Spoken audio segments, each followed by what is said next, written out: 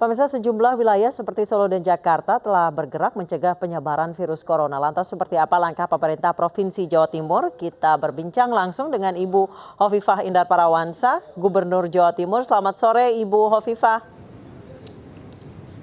Ya, selamat sore. Assalamualaikum. Baik. Waalaikumsalam warahmatullahi wabarakatuh. Ibu Hovifah, langkah konkret utama apa yang dilakukan pemerintah Jawa Timur? Karena di Jawa Timur ini sudah ada 93 terkonfirmasi positif terinfeksi virus corona, Ibu.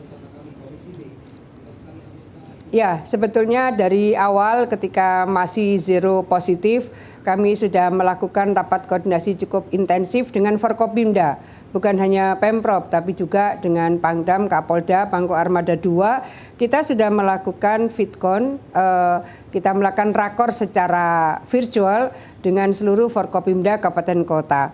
Bahwa selalu intinya adalah kita menjaga jarak, kemudian tetap di rumah, kemudian cuci tangan, dan kita minta mereka tidak melakukan sesuatu yang mengundang keramaian.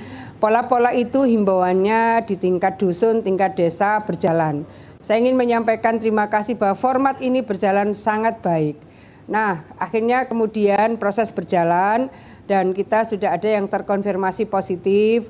Akhirnya kemudian kita lakukan tim tracing. Jadi gugus tugas di Jawa Timur ada 4 subgugus. 1 adalah subgugus tracing, 2 adalah subgugus kuratif, 3 adalah subgugus promotif preventif, 4 adalah subgugus dampak sosial ekonomi COVID-19. Dari awal subgugus kita sudah ada 4 subgugus. Kami ingin menyampaikan bahwa dari tim kuratif berawal dari 44 rumah sakit sampailah kemudian sekarang menjadi 75 rumah sakit. Kami ingin menyampaikan dari rumah sakit yang kemudian menjadi rujukan ada 11 yang oleh Kementerian Kesehatan ditunjuk sebagai rujukan utama. Semula 3, kemudian 5, kemudian 9, sampailah 11 rujukan utama. Saya ingin menyampaikan dinamika-dinamika seperti ini supaya kita melihat bahwa ada progres dari kuratif. Dari yang kemudian terkonfirmasi positif, kemudian mereka yang PDP, tracing ini berjalan sangat efektif sehingga kita hari ini sudah hampir 6.000 ketemu ODP. Tracing ini menjadi sangat menentukan supaya kita bisa menentukan ini yang harus dilakukan isolasi secara terbatas. Nah, kalau kemudian pemerintah mengambil posisi pembatasan sosial berskala besar, ini kan sebetulnya bisa besarannya pada ini berbasis RT, isolasi berbasis RW. Pola-pola ini sebetulnya sudah berjalan. Sampailah kemudian kita melihat kenyataan bahwa cukup banyak saudara-saudara kita yang mudik lebih awal, terutama dari Jabodetabek. Akhirnya koordinasi kami lakukan kembali, terutama kepada daerah-daerah yang memang cukup banyak warganya yang merantau di Jabodetabek. Kita akhirnya melakukan, kita sebut tertib physical distancing. Itu maksudnya adalah penutupan jalan tertentu pada jam tertentu. Ini sudah dilakukan dari hari Kamis yang lalu. Akan ada jam malam berarti sekarang ya, Bu, ya? Bukan hanya menutup jalan. Ya, tidak hanya malam, tapi daerah tertentu pada jam-jam yang biasanya sibuk, misalnya regulasi itu sudah berjalan dari Kamis yang lalu. Kemudian di kota-kota tertentu mereka sudah menentukan hanya jalur tertentu yang masih bisa dilalui. Jalur-jalur yang lain sudah ditutup. Ini sebetulnya untuk bisa melakukan, satu adalah pemeriksaan berlapis. Kedua adalah untuk melakukan deteksi dan antisipasi terhadap kemungkinan jangan-jangan ini adalah OTG. Orang yang sebetulnya tanpa gangguan. Orang tanpa gangguan ini sangat mungkin mereka tidak batuk, tidak sesak nafas dan seterusnya, tapi dia carrier. Pada pola-pola inilah rapid test dilakukan. Kita melakukan rapid test saat ini sudah ada 28 yang terkonfirmasi positif. Tapi dari rapid test yang positif kita masih harus swab ke PCR supaya tingkat presisinya lebih tinggi.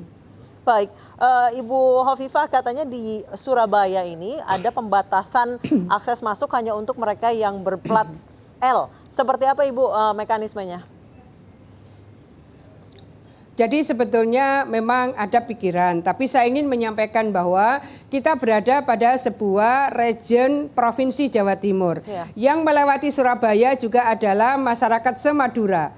Artinya di situ ada Bangkalan, ada Sampang, ada Pamekasan, ada Sumeneb. Yang kemudian masuk wilayah Surabaya, misalnya dari Pantura, itu berarti dari Tuban, dari Bojonegoro, dari Lamongan, dan dari Gresik. Yang juga melewati Madura, ada wilayah Mataraman. Wilayah Mataraman misalnya orang Jombang. Kemudian ada lagi Mojokerto yang kategori wilayah Arek. Oleh karena itu, apa yang sekarang sudah dilakukan oleh Kapolda Jawa Timur dan seluruh Polres di Jawa Timur dengan melakukan pembatasan pada area tertentu, ditutup pada jam tertentu dan jalan tertentu, dan hanya titik tertentu yang dijadikan akses keluar masuknya kendaraan, itu pun kemudian ada drive-thru disinfektan yang diharapkan bahwa kendaraan juga akan kira-kira kendaraan ini bersih lah gitu. Kemudian penumpangnya juga diminta turun.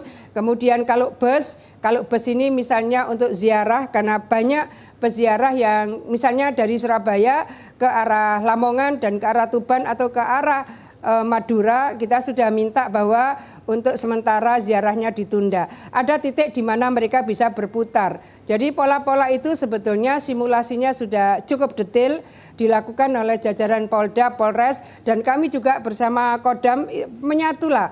Di antara misalnya pola yang kita lakukan ketika turun, di situ ada tim Kodam, di situ ada tim Polda, di situ juga ada tim Pemprov.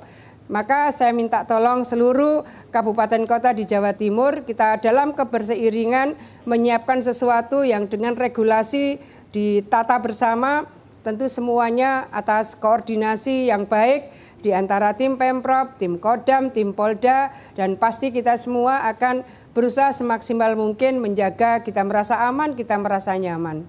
Baik, terima kasih Ibu Gubernur Jawa Timur Hovifah Indar Parawansa telah berbagi bersama kami di iNews Sore.